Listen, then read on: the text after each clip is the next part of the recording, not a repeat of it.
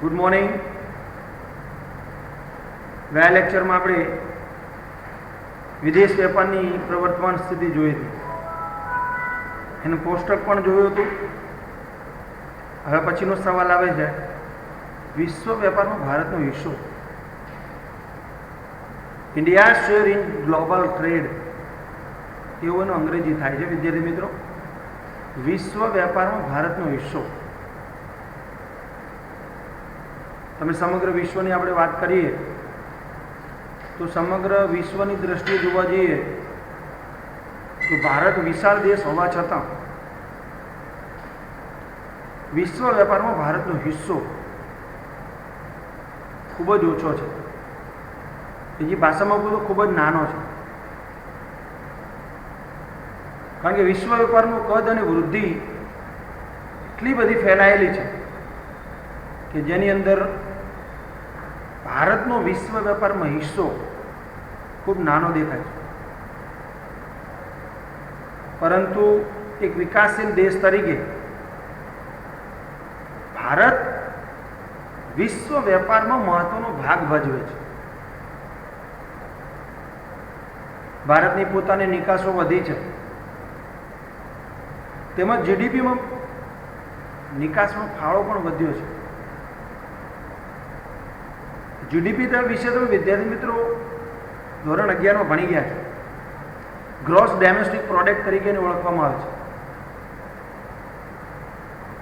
નિકાસ પ્રમાણમાં નોંધપાત્ર વધારો થયો હોવા છતાં ભારતની આયાતો તેની નિકાસો કરતાં વધુ પ્રમાણમાં વધે છે. આયાતોનું જીડીપીમાં પ્રમાણ નિકાસો કરતાં વધુ છે. તેનો અર્થ સીધો વિદ્યાર્થી મિત્રો એવો થાય છે કે ધીમે ધીમે ભારતનું કદ વિશ્વ વેપારમાં વધી રહ્યું છે, જે ભારત માટે બહુ જ સારી બાબત છે. પરંતુ એક અહીંયા લાઈન છે, બરાબર સમજો. આયાતોનું જીડીપીમાં પ્રમાણ નિકાસો કરતાં વધુ છે, જે દેશ માટે થોડીક મુશ્કેલીનું કારણ બની શકે છે. સીધી વસ્તુ એ થાય છે કે વધતી આયાતો અર્થઘટન એવું થાય છે કે ભારતની વૃદ્ધિ અને વિકાસ સારા એવા પ્રમાણમાં થાય છે. યાની ભારતમાં ધીમે ધીમે વિકાસ થઈ રહ્યો છે. પરિણામ સ્વરૂપે વસ્તુને સેવાની વધારે જરૂર પડવા લાગી, જેથી વિકાસ માટેની આયાતોનું પ્રમાણ વધ્યું છે. અને ભારતને આવી આયાતો કરવાનું પોસાય છે. માટે મેં આગળ તમને કહ્યું કે ભારતનું કદ ધીમે ધીમે વધી રહ્યું છે. વધતી નિકાસોનો અર્થ એ થાય છે કે ભારતની વિશ્વ કક્ષાએ સ્પર્ધાત્મક કિંમતોએ સારી ગુણવત્તાવાળી વસ્તુઓ અને સેવાઓનો નિકાસલક્ષી જથ્થો ઉત્પન્ન કરવાની ક્ષમતા ભારતની વધી છે વિશ્વ કક્ષાએ. એનો અર્થ એવો થાય છે વિદ્યાર્થી મિત્રો, એક સર્વે કરવામાં આવ્યો 2014-15માં, ત્યારે વિશ્વના કુલ વેપારમાં ભારતનો વેપારનો હિસ્સો 2.07% રહ્યો હતો. કેટલો? 2.07%,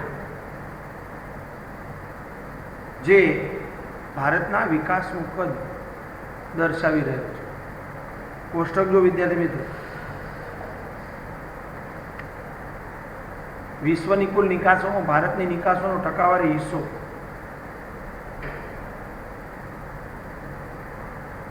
ટોટલ 3 ખાના આપ્યા છે. એમાં પહેલું વર્ષનું ખાનું છે, બીજું વિશ્વની કુલ નિકાસોમાં ભારતના નિકાસનો ટકાવારી હિસ્સો આપ્યો છે, જ્યારે ત્રીજું ખાનું છે ભારતનો વિશ્વમાં ક્રમાંક યાની ક્રમ.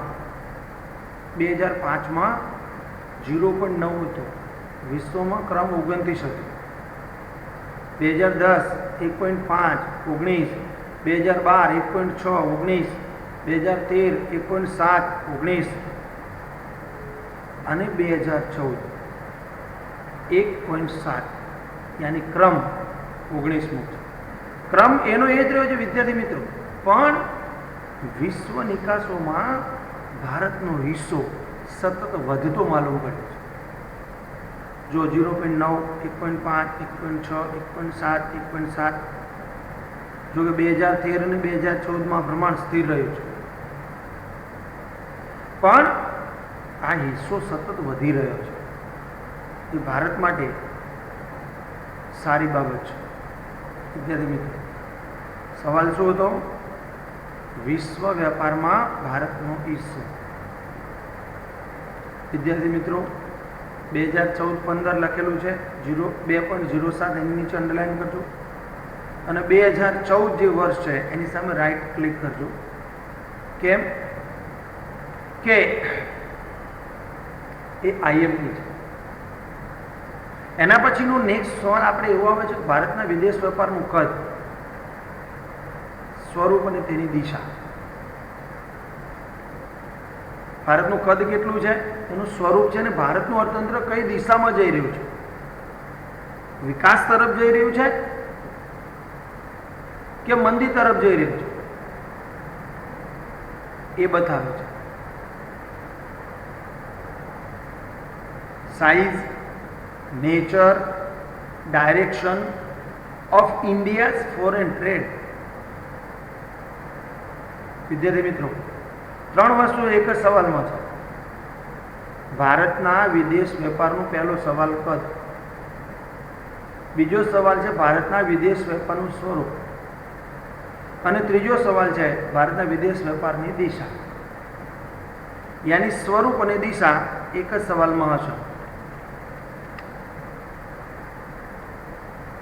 તમે જો કોઈ પણ અથવા કોઈ દેશના વેપારના વલણો, તેના વેપાર અંગેના વિકાસ જાણવા, આંતરરાષ્ટ્રીય ધોરણે દેશના વેપાર માટેના પ્રયાસો સમજવા અને દેશના અન્ય દેશો સાથેના સંબંધો સમજવા,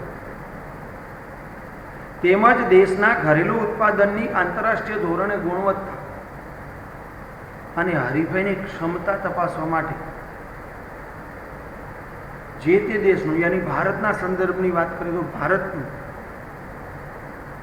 વિદેશ વેપારનું કદ, સ્વરૂપ અને દિશા જાણવી એ ખૂબ જરૂરી છે. વિદ્યાર્થી મિત્રો, બહુ જ અગત્યની વસ્તુ છે આ. વિદ્યાર્થી મિત્રો, જે તે દેશ કેટલો આગળ વધી રહ્યો છે એ સમજવું હોય તો ચોક્કસથી એ દેશનો વિદેશ વેપાર જાણવો ખૂબ જરૂરી છે. અને વિદેશ વેપારની અંદર પણ વેપારનું કદ, તેનું સ્વરૂપ અને દિશા. વિશ્વના અમુક દેશો એવા છે કે ભારત ઝડપથી આગળ વધી રહ્યો છે, એમને પસંદ નથી. મારે ભારત વિકાસની દિશામાં એક નવું જ પગલું મૂકીને આગળ વધી રહ્યું છે. વિશ્વમાં સાબિત કરે છે કે ભારત ટેલેન્ટ ભરેલા લોકોનો છે, એટલે અમુક દેશોને આ પોસાતું નથી. વિદ્યાર્થી મિત્રો, આ તમારે બરાબર સમજવાની જરૂર છે. આ સવાલ હવે આપણે આટલે અટકીશું. આના પછીનો સવાલ છે વિદેશ વેપારનું કદ, જે આપણે હવે પછીના લેક્ચરમાં જોઈશું. Thank you very much. તમારો આભાર.